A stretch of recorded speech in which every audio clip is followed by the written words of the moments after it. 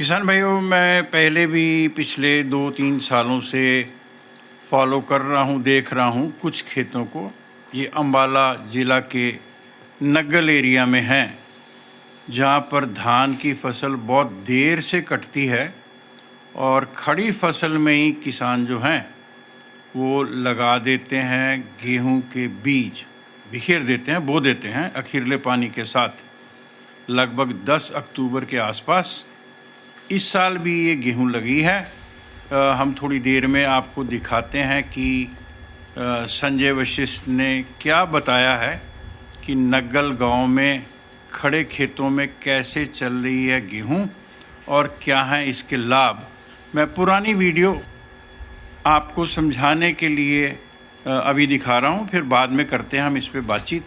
आप वीडियो को ज़रूर देखें और इसको शेयर भी करें, चैनल को सब्सक्राइब करें। आइए देखते हैं।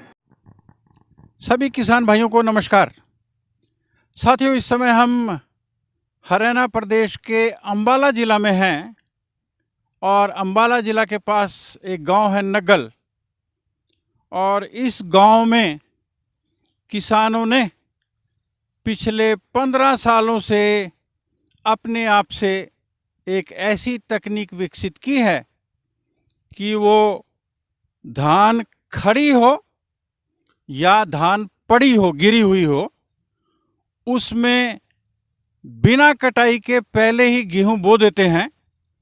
और उससे लाभ होता है उनको कि जो टाइमली सोन अगेती किस्में हैं गेहूं की, वो समय से ही बो देते हैं।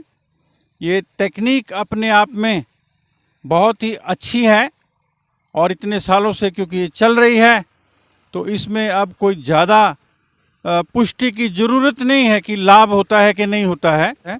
आप बताइए कि ये किस्म कब लगाई थी, ये गिर क्यों गई है, क्या ये हर साल गिरती है, और गेहूं कब बोया था? इस 10वें महीने की 10 तारीख को पानी लगाया था। अच्छा। और 12 तारीख को इसको गेहूं को बीज दिया था।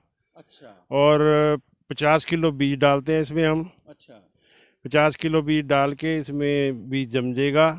अब इसको गिरने से कटाई करके सारी, तो इसमें डाई खाद डाला जाएगा। अच्छा। डाई खाद डाल के फिर इसमें पानी लगा देंगे और बढ़िया होती है इसका। तो इसका खर्चा कम है जी, इसमें बाई नहीं हुई, तेल का खर्चा नहीं, कुछ खर्चा नहीं हुआ इसमें। अच्छा। खर्चा इसमें कुछ नहीं है हमारा। किसान साथियों, इन्होंने तो सिर्फ खर्चा कुछ नहीं है हमारा ये बोला है, ये तो है प्रत्यक्ष लाभ। मैं हमेशा अप्रत्यक्ष लाभ की भी बात करता हूँ, जो लाभ किसानों को दिखाई नहीं देते हैं। तो क्या है इसके लाभ, आइए सुनते हैं संजय वशिष्ठ से। This is gehu, and this has been cultivated in the paddy field without point. So to see the quality is very good.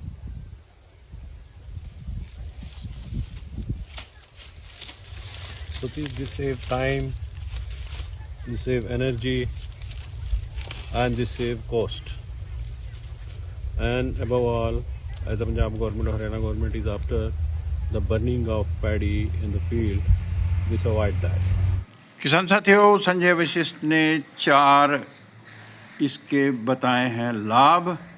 और आप देखिए ये खेत जो है, इसमें अभी भी धान के फसलों अवशेष बिल्कुल सीधे खड़े हैं।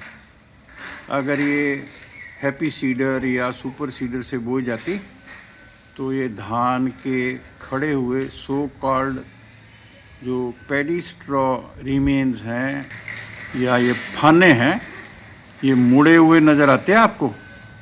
तो ये खड़े धान में छींट के गेहूं की अक्टूबर के दूसरे तीसरे सप्ताह में की गई है बुआई।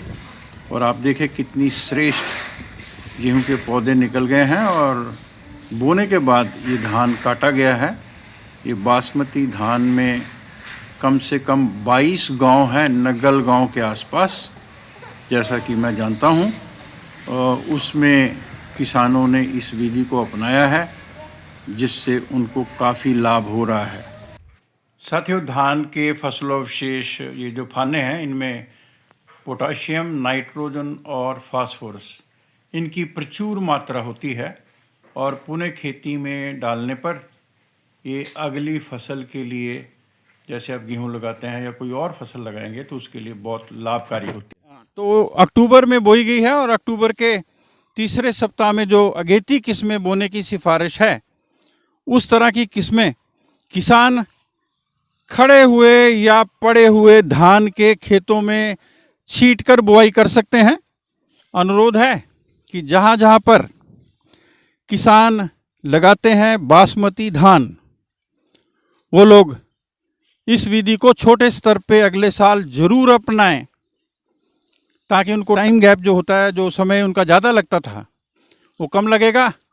और इनका मानना है किसानों का कि जितना ये पैरों तले आती है उतना उसमें फुटाव भी ज़्यादा होता है, तो इस पर वो खुद ही परीक्षण कर लेंगे। मैं अपनी बात को यहीं पर बंद करता हूं और पुरजोर सिफारिश करता हूं कि विशेष रूप से उन जगह में जहां मजबूरी के चलते पिछेते में बहुत देर में किसान चले जाते हैं, उनको इस तकनीक को अपनाने में दिक्कत होनी नहीं चाहिए। सबको ढेर सारी शुभकामनाएं। नमस्कार।